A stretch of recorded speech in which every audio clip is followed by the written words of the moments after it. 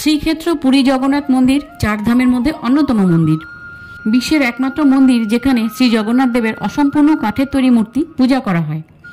কথিত আছে জগন্নাথ দেবের দর্শন করলেই পাপ থেকে মুক্তি লাভ ও ইচ্ছা পূরণ হয়। শ্রী জগন্নাথ দেবের দর্শন করতে গেলে সিংহদুয়ার থেকে পরপর 22টি সিঁড়ির ধাপ পেরোতে হয়। প্রত্যেকটি সিঁড়ির আলাদা আলাদা মাহাত্ম্য আছে, কিন্তু সবথেকে গুরুত্বপূর্ণ হলো তৃতীয় ধাপ অর্থাৎ তৃতীয় সিঁড়ি। তৃতীয় সিঁড়িটি আলাদাই মাহাত্ম্য রাখে। এই শিলাটি হয় কালো রঙের। বাকি 22টি সিঁড়ি ও শিলাগুলোর থেকে একদম ভিন্ন ধরনের হয়।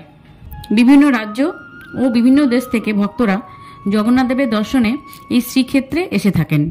জগন্নাথ দেবের দর্শন করে সকল ভক্তরা সকল পাপ থেকে মুক্তি লাভ ও মোক্ষ প্রাপ্তি লাভ করতে থাকেন। তার ফলে কেউ যমলোকে আসেন না।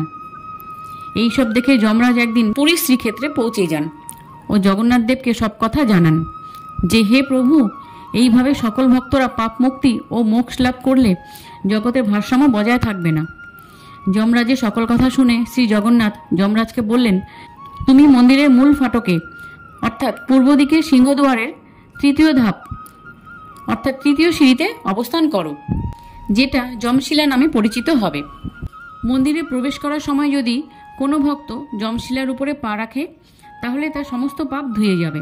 আর আমার দর্শন করার পর তারা যেই পুণ্যতা অর্জন করবে, মন্দিরের বাইরে যাবার সময় তারা এই যমশিলায় পা রেখে বাইরে গেলে তাদের সমস্ত পুণ্য তুমি হরণ করে নেবে। এইভাবেই পুরী জগন্নাথ মন্দিরে পাপ পুণ্যের ভারসাম্য বজায় থাকে। যদি ভিডিওটি ভালো লেগে থাকে তাহলে প্লিজ আমার চ্যানেলটি লাইক ও শেয়ার করে দেবেন, আর সাবস্ক্রাইব করে পাশের বেল আইকনটি প্রেস করে দেবেন। তাহলে নতুন কোনো ভিডিও পোস্ট করার সাথে সাথেই আপনাদের কাছে নোটিফিকেশান পৌঁছে যাবে। সবাই ভালো থাকবেন।